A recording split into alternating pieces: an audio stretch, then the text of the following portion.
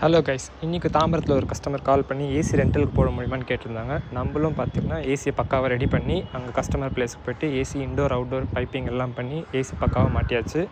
உங்களுக்கும் ஏதாச்சும் ஏசி ரெண்டலுக்கு தேவைப்படுதுன்னா கீழே தெரிகிற நம்பருக்கு கான்டாக்ட் பண்ணுங்கள். உங்கள் ஃப்ரெண்ட்ஸ் அண்ட் ஃபேமிலிக்கு ஷேர் பண்ணுங்கள்.